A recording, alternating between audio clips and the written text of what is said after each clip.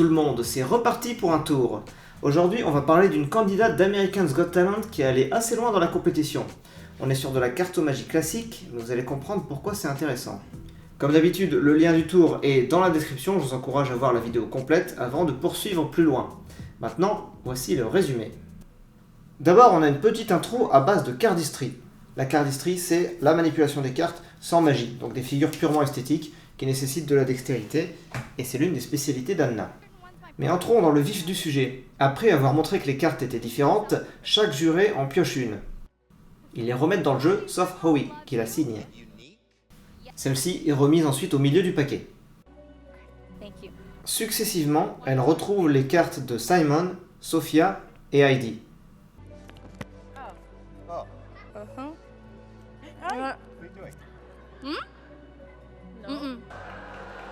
Mais le reste du paquet est vierge.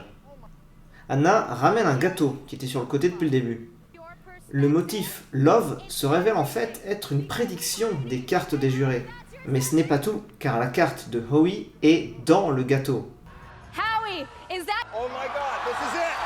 Bon, comme vous l'avez vu, la construction est assez classique. On a des cartes perdues, puis retrouvées de façon apparemment différente, et on finit sur un double twist, prédiction du gâteau, plus carte signée dans le gâteau. Je trouve le tour en lui-même plutôt efficace et bien foutu, en revanche c'est son exécution qui me pose problème à plusieurs reprises. Mais reprenons depuis le début. L'intro c'est de la cardistry. Anna est très douée là-dedans, donc autant en mettre dès qu'on peut, ça fait toujours plaisir. Cela dit, cette petite intro a aussi le mérite de nous montrer des cartes différentes, pour qu'on n'ait aucun soupçon sur le jeu de cartes. Mais je vous dirai ceci, si un jeu de cartes n'est pas mélangé, c'est qu'il est préparé ou truqué. Spoiler, Anna ne donne pas le jeu à analyser au spectateur et ne le mélange pas elle-même non plus. Donc oui, il cache quelque chose. Après sa figure de cardistry, Anna nous montre quelques cartes du dessus en les faisant défiler. Ça reste le même tas du dessus, donc en fait elle montre les mêmes cartes que la figure d'intro, plus quelques autres. Et après avoir remis ce tas en haut du paquet, elle le met en éventail pour le montrer à nouveau. Mais ça reste les mêmes cartes. Pour résumer, elle nous montre 3 fois le même tas d'une douzaine de cartes. C'est un peu maladroit. Pour éviter d'attirer les soupçons sur un jeu de cartes, il faut rien faire en fait. Plus on agit de façon naturelle, et mieux c'est. Et plus on essaye de démontrer que le jeu est clean, plus on éveille les soupçons au contraire. Bref, voici le secret que renferme ce jeu. À part les quelques cartes du dessus qui sont montrées, le jeu n'est constitué que de 4 cartes, chacune en une dizaine d'exemplaires. Vous l'aurez compris, il s'agit des 4 cartes choisies par les jurés. C'est donc un choix forcé. Pour réaliser son forçage, Anna doit juste mettre en éventail une section du paquet. En effet, quand on met un jeu en éventail, on met rarement tout le paquet d'un coup. On fait plutôt une sorte d'accordéon avec une fin et un début très dense et une section au milieu qu'on fait défiler.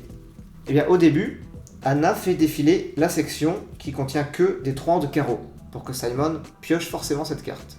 Après que Simon ait tiré une carte, Anna fait défiler la section complète pour passer à une section suivante du paquet, celle qui contient l'as de trèfle pour Sophia. A nouveau, ce n'est qu'après que la carte soit tirée que les cartes vont être défilées pour passer à la 3e section qui contient la dame de cœur pour Heidi, et enfin défilement pour passer à la dernière section qui ne contient que des 7 de trèfle pour Howie. En ne rendant qu'une partie du jeu disponible, chaque juré pioche réellement au hasard, mais dans un tas constitué de cartes identiques. Et encore une fois, le fait de garder l'éventail fixe pour chaque juré, mais de le faire défiler entre les jurés, je trouve ça hyper maladroit. Les jurés remettent ensuite leurs cartes au hasard dans le paquet, ce qui n'a aucune incidence car il y aura un échange de jeux de cartes. Par contre, la carte de Howie est signée, donc elle est unique, ce qui veut dire qu'Anna doit la transporter vers le lieu de prédiction, mais on verra ça à la fin. Et justement, pendant que Howie signe sa carte, Anna est de dos. Elle a rassemblé le paquet qui était sur la carte, et putain c'est grillé qu'elle fait un échange de paquets à ce moment-là. On la voit mettre l'ancien paquet dans sa poche, sans pression. En fait, elle fait la même chose que n'importe quel magicien, c'est-à-dire faire des actions importantes camouflées dans des gestes naturels pour que personne ne relève, mais elle, on relève quand même. Bref, c'est dans un autre paquet que Howie remet sa carte, Anna va tout de suite garder la position avec un break, et ensuite elle va isoler la carte le plus rapidement possible pour continuer le tour. Une fois la carte signée mise dans la poche, le nouveau paquet, lui, est constitué de quelques cartes sur le fond du paquet, pour faire les révélations, et tout le reste c'est des cartes vierges. Premièrement, la carte de Simon, elle est juste au fond du paquet, et Anna va simplement faire un genre de lancer de cartes pour l'extraire et la récupérer. Et là où on voit qu'elle a du mal à gérer l'imprévu, c'est que quand Simon dit un faux nom de carte exprès pour plaisanter, elle marque une sorte de pause et après elle reproduit la réaction qu'elle a eue juste avant, comme une actrice qui reprend son texte. En fait, j'ai l'impression qu'elle suit vraiment son script et dès qu'elle essaye de meubler, elle est en décalage. 7 of club. No, I'm kidding. 3 of diamonds. On passe à Sophia. Sa carte est la suivante au fond du paquet et elle sera éjectée plus ou moins de la même manière que pour celle de Simon, sauf que c'est une carte qui est recto verso cette fois. On a une mauvaise carte d'un côté et il suffit de faire un 180 degrés à la carte de façon très rapide pour qu'on ait l'impression qu'elle se transforme. Pour Heidi, on a une exception, la carte n'est pas la suivante au fond du paquet, elle est au milieu. Mais vu qu'elle est au milieu, entourée de plein de cartes vierges, Anna met très peu de temps à la retrouver en faisant défiler les cartes. Elle donne donc l'impression de prendre la carte au hasard, alors qu'en fait, c'est pas le cas. Sauf que la vraie carte de prédiction était quand même la suivante au fond du paquet. Celle que Anna récupère au milieu va le servir de leurre. Et quand elle la récupère avec la bouche, elle en profite pour plier la vraie carte de prédiction en 4, et sous couvert de la carte qui venait du milieu, elle va mettre la carte pliée en 4 dans sa bouche. Donc je récapitule. Anna prend la dame de cœur et la plie en 4 à une seule main au fond du paquet. Elle fait défiler les cartes. Elle prend une carte préparée non vierge au milieu du paquet avec la bouche. Et pendant qu'elle la saisit avec la bouche, elle cache la dame de cœur en dessous, pliée en 4. Donc en fait, elle amène les deux à sa bouche. Sauf que celle qui est pliée en 4, elle va la mettre dans sa bouche vraiment. L'effet voulu, c'est d'attraper une carte de façon spectaculaire, par exemple par succion. On montre qu'on s'est trompé, et on fait sortir la vraie carte pliée en 4 de sa bouche. Sauf que là, elle prend la carte directement avec la bouche depuis le paquet. Donc elle enlève tout le côté spectaculaire et on se demande juste ce qu'elle fout. C'est tellement perturbant que Howie en vient à formuler explicitement son incompréhension. Et ce qu'il y a, c'est qu'elle galère de ouf à mettre la carte pliée en 4 dans sa bouche. Du coup, elle passe beaucoup trop de temps à manipuler la carte devant sa bouche. C'est juste bizarre et pour moi, l'effet est ruiné. Bref, on passe à Howie, mais sa carte signée a été isolée juste avant. Elle est sûrement dans la poche d'Anna.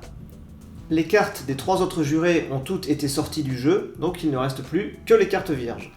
Et là, on a à nouveau une sorte de décalage d'interprétation ou d'écriture, je sais pas trop. En gros, Anna dit « Quand on aura trouvé la carte de Howie, on pourra célébrer ça avec un gâteau. » Mais elle va directement chercher le gâteau et le ramène au juré. Donc avant d'avoir trouvé la carte. Vous voyez ce que je veux dire ? Elle dit et fait des choses qui provoquent toujours une sorte de micro-décalage qui décontenance le public, je trouve. Et même quand elle va chercher le gâteau, elle dit « Vous savez ce qui serait trop cool pour célébrer ?» And what does every celebration need? Et puis elle se barre de la table, et les gens sont là. Elle a pas fini sa phrase. Et elle va chercher le gâteau sur le côté. Un gâteau ! Et elle provoque toutes sortes de moments comme ça, de flottements un peu gênants et bizarres. En tout cas, c'est au moment où Anna récupère le gâteau qu'elle met la carte signée en dessous. Le plat sur lequel se trouve le gâteau doit avoir une sorte de fente pour y glisser la carte et elle aura plus qu'à la récupérer par au-dessus. Anna a tout l'aller-retour pour placer la carte signée. Ensuite, elle fait la révélation du Love, qui est en fait un 3AQ7, qui représente les cartes des 4 jurés. C'est donc une prédiction, mais faite à la fin du tour, donc pas au bon moment du tout.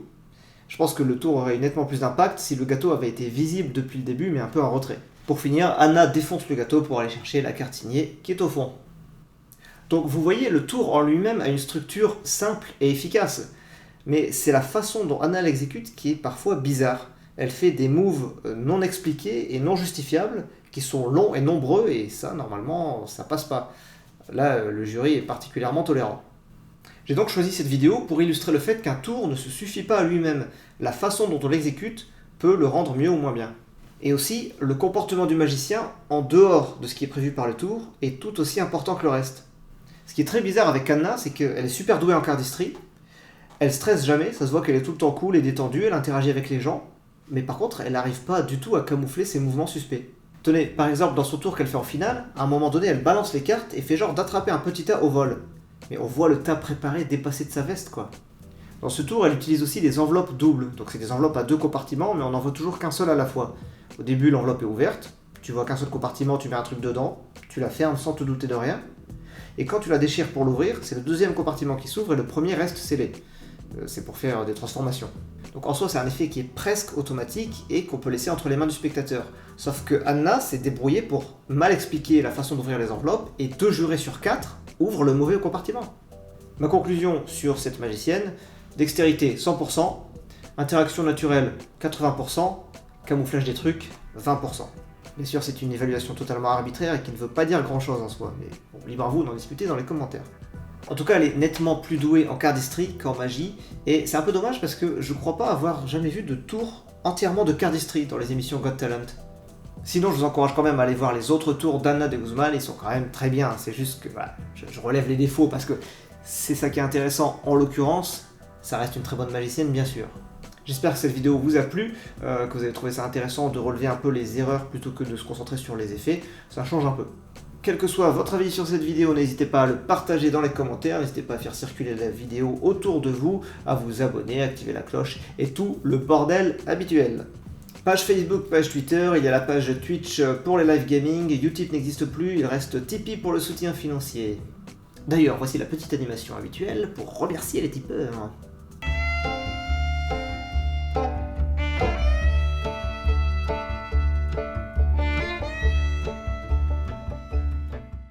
Et je n'ai plus qu'à vous dire à plus pour la prochaine vidéo.